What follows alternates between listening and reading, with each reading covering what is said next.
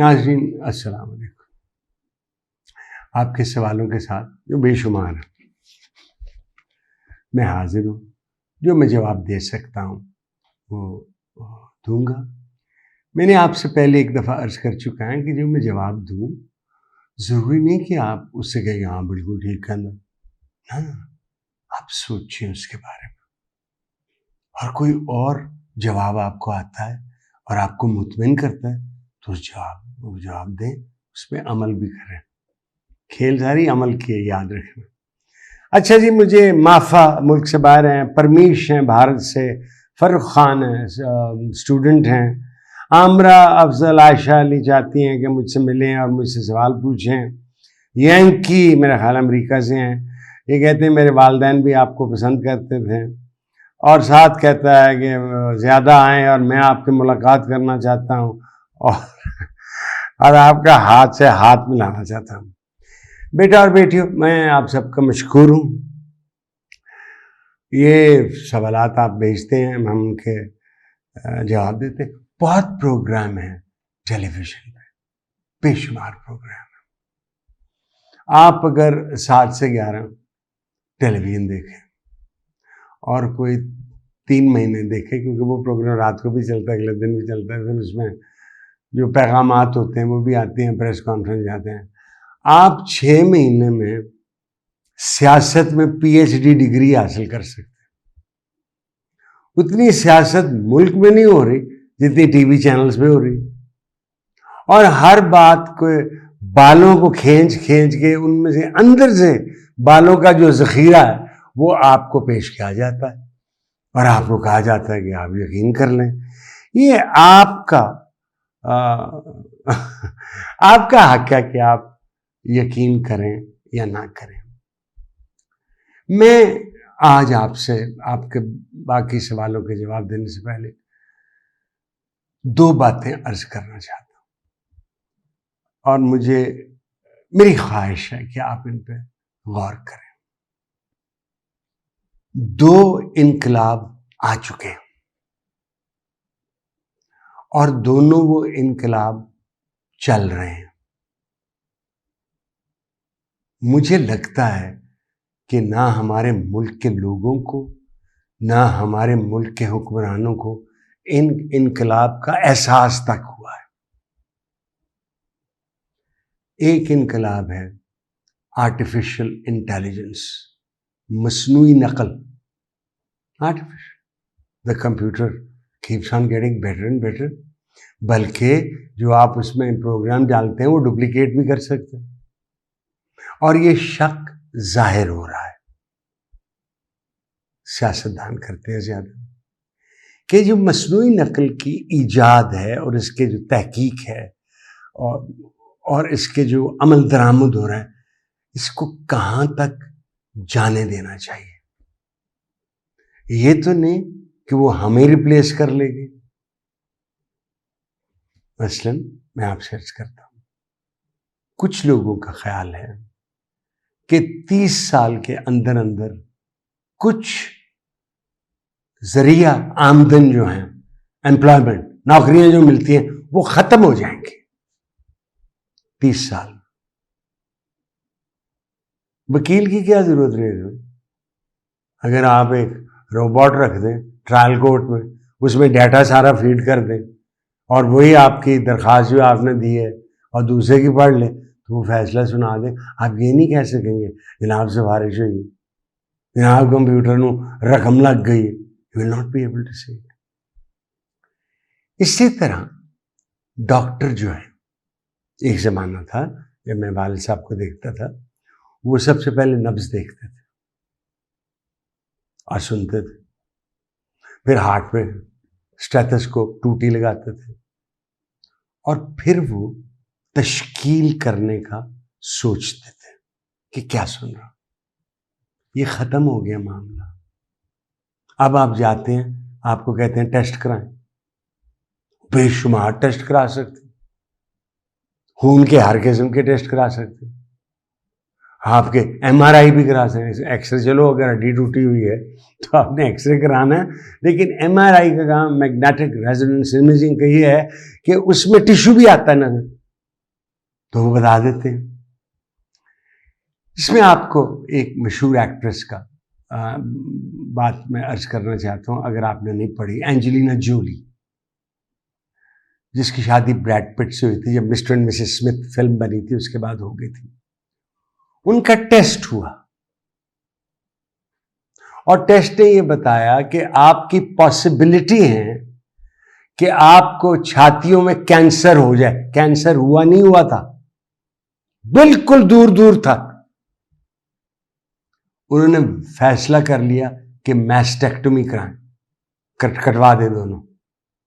और फिर उन्होंने लिखा और हौसला दिया जो लोगों को ब्रेस्ट कैंसर की पॉसिबिलिटी है, यह है कि भाई घबराओ नहीं, मैं एक्ट्रेस हूं, मैं कटवा ली। ठीक। एक है मस्नूई इंटेलिजेंस, उससे हमें खबरदार रहना चाहिए। दूसरा है बायोलॉजिकल इंटेलिजेंस, हमारे जिस्म के बारे में। ठीक है। अद्वियात का पहले मकसद ये होता था कि जो बीमार है उसकी बीमारी ठीक की जाए, और जो बीमारी के चांसेस हैं उसकी प्रीएम्प्टिव मेडिसिन दे दे। क्या है चेचक के टीके, आपको थोड़ा सा लेते थे, लगाते थे, आपको चेचक ना हो। ठीक है। इन्फ्लुएंजा के लिए भी देते हैं, कई टीके हम लिखते हैं, प्रिवेंटिव मेडिसिन। अब एक स्टेज आ गई है, अभी हमारे यहाँ नहीं, हमारे यहाँ सिर्फ प्लास्टिक सर्जरी आई है। यानी फर्स्ट वर्ल्ड वॉर में जब बहुत से लोग जख्मी होके आते थे ट्रेंचेज में, बड़ा कत्ल गारत हुआ उसमें, तो डॉक्टर उनको सीते थे। उससे डेवलप हुई है प्लास्टिक सर्जरी, कि आपके दूसरे हिस्से से गोश्त निकाल के तो आपको लगा दिया जाए जहां आपको चोट लगी, और बिलखसूस अपना चेहरा तराशने के लिए। मैंने एक प्रोग्राम में कहा कि भाई मुझे क्या लगता है, मुझे पता ही ये कलगी बन गई है, तो मैं जाऊं डॉक्टर के पास, उसे कोई चीज खींच दे, वो इसको इधर से खींच के यहां तक ले आएगा, आप मेरी डबल चिन नहीं दे सकेंगे। लिहाजा जो मेडिसिन का रुख है वो ये है कि सेहतमंद लोगों को अपग्रेड किया जाए। यहां तक तहकीक हो रही है कि जो माइटोकॉन्ड्रियल है, एटम के अंदर है, मॉलिक्यूल के अंदर है सेल का, उसको इंटरफियर किया जाए, ताकि जो आप बच्चा पैदा हो वो ट्यूब से हो या वैसे हो, वो सुपर इंटेलिजेंट हो। सो वक्त वो आ रहा है कि ये नहीं होगा कि हाँ, कुछ जो हम आजकल नौकरियां करते हैं वो नौकरियां खत्म हो जाएंगी। आप देखें गाड़ियां कैसे बनती हैं, कौन करता है पेंटिंग गाड़ियों की, कंप्यूटर लगे हुए। कौन फिटिंग करता है मेन पार्ट्स की, कंप्यूटर करते हैं। दे विल ग्रेजुअली शीट, हम इररेलेवेंट नहीं हो जाएंगे, यानी हमारी दुनिया, हम सुपरफ्लुअस हो जाएंगे। बेशुमार प्रोफेशन, हमें नई प्रोफेशन सीखनी पड़ेंगी। जो मेरी नेक्स्ट जनरेशन है, मेरा बेटा बास भारत लॉ करके आया, LLM करके आया, हम एक बेटी जिसकी शादी हो गई, जो हमारी दूसरी शादी से बड़ी बेटी, उनकी भी शादी हो गई। दे मे बिकम इररेलेवेंट इन 30 years। नई प्रोफेशंस आएंगे। देखो ना, देखिए ना, हमारे यहाँ तो नहीं हुआ। एक जमाना था कि सवारी के लिए सिर्फ घोड़ा होता था, मोटर कार आ गई ना, घोड़ा सिर्फ परेडों के लिए रह गया। That's all. क्या मुझे बताएं कि नहीं? हाँ, जो तीसरी दुनिया के मुल्क हैं वहां भी टांगे और रेड़े चल रहे हैं, लेकिन यहां भी मोटरसाइकिल और रिक्शे आ गए। और जो रिक्शा होता था पहले, उसकी हम 6 सीटें बना ली हैं अपने। सबसे ज्यादा अमवात जंग से नहीं हो रही, ये हो रही है एक्सीडेंट से, ये हो रही है मोटापे से, ये हो रही है शुगर से। ठीक है। सो आप ये कि हमारी उम्र बढ़ गई और बढ़ते क्या होगा, जैसे एक किताब कहती है कि इसी सदी में हमारी उम्र 150 साल हो जाएगी, उन मुल्कों में जो तहकीक कर रहे हैं और जिनके पास पैसे होंगे करने के लिए। तो आपकी शादी अगर हो 25 साल में, तो आप 125 साल क्या करेंगे?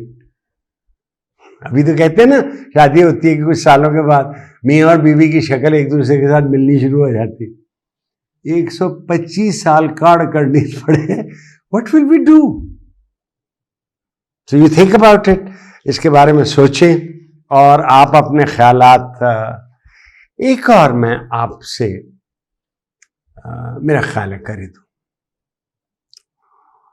जो अंग्रेजी का लफ्ज है सेकुलर, वो कहते हैं ना ये बड़ा फजूल लफ्ज है, इसका मतलब है कि दीन आपका कोई नहीं होना चाहिए। दूसरी तरफ लफ्ज है लिबरल, दरिया दिल सखी, उस पे शोर नहीं मचा अभी, क्योंकि शायद हम लिबरल के मानी नहीं जानते, सेकुलर के हम जानते हैं, हमें बढ़ाना है, लादीनी है हम नहीं मानते सेकुलराइजेशन को या सेकुलरिज्म को। लेकिन लिबरलिज्म में दो बेसिक जुज हैं, एक है लिबर्टी, आजादी, जहां एक हमारे शास्त्रज्ञ कहते हैं हकीकी आजादी का भी जिक्र करते हैं। एक है इक्वालिटी, बराबरी। बराबरी नहीं आनी, ये नहीं होगा। देखिए ना कम्युनिज्म क्या है, उसने कहा जो मीन्स ऑफ प्रोडक्शन है वो हम ले लेते हैं और जिसको जो जरूरत होगी उसको दे देंगे और जो उसकी काबिलियत होगी उससे हम इस्तेमाल करेंगे, to give to everybody according to his need and take from everybody according to his ability और हर एबिलिटी। ये थियरी है, कम्युनिज्म इन प्रैक्टिस वर्क नहीं की। लिहाजा जिन मुल्कों ने बहुत तरक्की की है, for example let's take communist China, उन्होंने प्रैग्मेटिक्स में कैपिटलिस्टिक एटीट्यूड्स लगा दिए, प्राइवेट प्रॉपर्टी दे दी और वहां वो कहते हैं कि सबसे बड़ा मईशत इकोनॉमिक मिरेकल मुआवजा हुआ है, 70 करोड़ आदमी गुर्बत से निकाल लिए उन्होंने। ठीक सो क्या होने जा रहा है, क्या होने वाला है, मुझे पता है जंग हो रही है यूक्रेन में, इससे अच्छी जंग वेस्ट के लिए क्या है, बंदा कोई ना मरे, आप लेटेस्ट इक्विपमेंट टेस्ट कर लें, मार कोई और रहे हैं, क्योंकि अमेरिका को और वेस्ट को बॉडी बैग्स, लाशों का बड़ा फिक्र होता है। हम तो पहले रोमन कहते थे कि हमारी तरह कहते थे नहीं जो पोप के कहने पे मारा गया वो सीधा जन्नत में जाएगा, हम भी कहते हैं शहीद हो गए। और मैंने एक दफा कहा था जो आर्मी पब्लिक स्कूल पेशावर में बच्चे शहीद हुए थे, अल्लाह अकबर नारे लगा के, आप कहें ना उसकी माँ को आपको कोई फिक्र रोने की जरूरत नहीं, आपका बच्चा शहीद हो गया, वो नहीं मानेगी, जो मर्जी बिल्ला लगा दें उस पर। सो लिहाजा आप इस पे गौर करें। मुझे कल एक लाहौर में अरशद महमूद साहब जो जिम्मेदार भी हैं और म्यूजिशियन भी हैं, एक बच्चा मिलने आया कसाब का। मैं कहा अच्छा, मैं क्या कर रहे हो? जी मैं मैट्रिक कर रहा हूँ। मैंने कहा FA खाली ना करना, कंप्यूटर्स में जाना और आर्टिफिशियल इंटेलिजेंस सीखना और देखो क्या होता है। अब एक बात जो पुरानी है वो मैं आपसे कर लूं कि एक इजिप्ट का बाशिंदा यूरोप गया, लेट्स से वो डेनमार्क गया, स्वीडन गया या नॉर्वे भी गया, डजंट रियली मैटर। उसने कहा यहां मुसलमान तो नजर कोई नहीं आया, इस्लाम नजर आ रहा है। मैं रुक जाता इस आपको आता। आपको पता है नॉर्वे को जो पैसे आते हैं तेल के, वो खर्च नहीं करते, उन्हें सेव किया अगली नस्ल के लिए। नॉर्वे, स्वीडन और डेनमार्क, टैक्सेशन बड़ी हाई है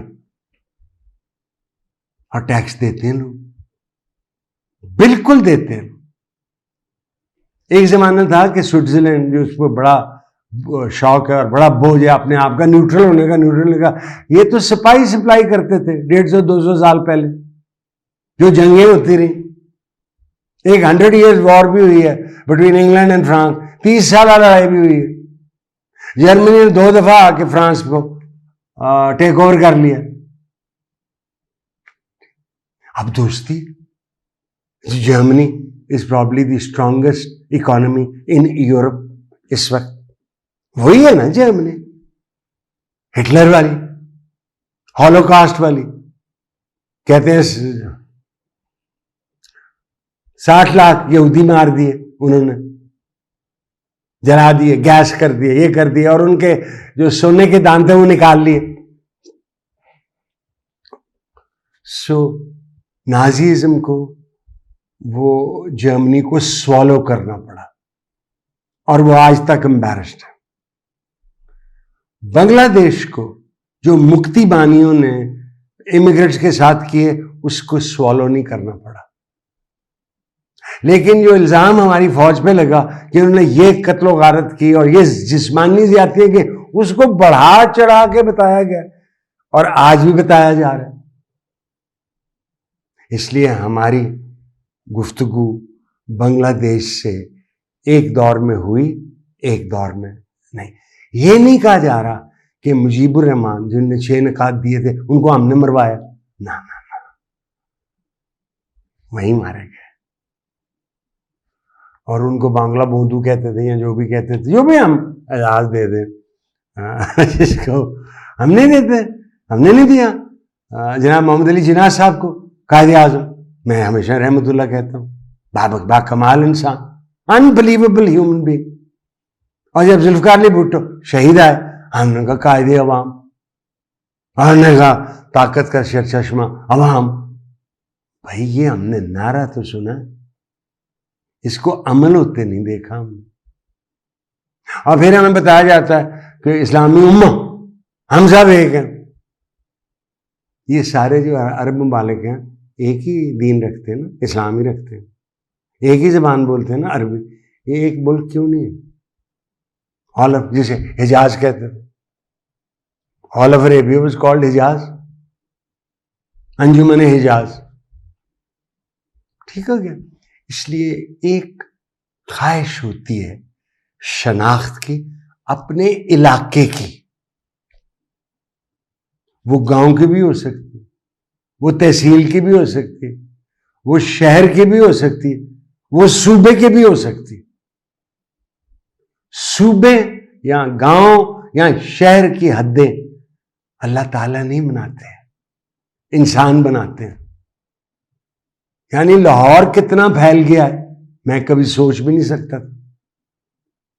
जब मैं बहुत छोटा था और हम कभी मॉल टाउन जाते थे तो मजांग चुंगी से अगला हिस्सा खाली पाया जाता था, और जब फिरोजपुर रोड हम आगे बढ़ते थे मॉल टाउन के, तो खेत ही खेत होते थे दोनों तरफ। सो आबादी बढ़ रही है। इस पे माल्थूजियन प्रिंसिपल है, वो मैं आपको भी बताता हूं, पढ़ लीजिएगा आप। उन्होंने ये कहा है कि आबादी जियोमेट्रिकली बढ़ती है, यानी 1, 2, 4, 8, 16, 32, और जो आपके पास कैपेसिटी है खाने चीजें पैदा करने की, वो अरिथमेटिकल पड़ती है, 1, 2, 3, 4, 5। लिहाजा कौम, अरे वो लोग बढ़ जाएंगे और सारी दुनिया फाकी हो जाएगी। ये नहीं हुआ, ये नहीं हुआ। बट ये कि हम आबादी ज्यादा है, ये कि हमने वो अल्लाह ताला का ना फैसला भी है, गुलशन का कारोबार चले भी आओगे गुलशन, और शन पे नून पे जोर देते हैं, शन, इसे ऑनकार कहते हैं, गुलशन शन का कारोबार चले। और भाई एक क्लाइमेट का कारोबार चल रहा था ना, हमने गर्मी उसमें डाल दी है, गैसेस डाल दिए, एसी डाल दिए, मोटर ये गाड़ियां चला रहे हैं उसकी डाल दी। और ज्यादा, सबसे ज्यादा अमेरिका कर रहा है और चीन भी कर रहा है। और जब हम कोयला जलाते हैं उसकी भी होती, कोयले का हम पावर स्टेशन बिजली बनाते हैं उससे भी होती। सो मैं आखिर क्योंकि इशारा हो रहे हैं, मैं लंबी बात कर गया हूं, जमाना क़यामत की चाल चल गया और हमें एहसास नहीं है अभी। अच्छा जी, बहुत जोर से इशारा याद चाहता हूँ, फिर हाजिर होऊंगा। अल्लाह हाफिज।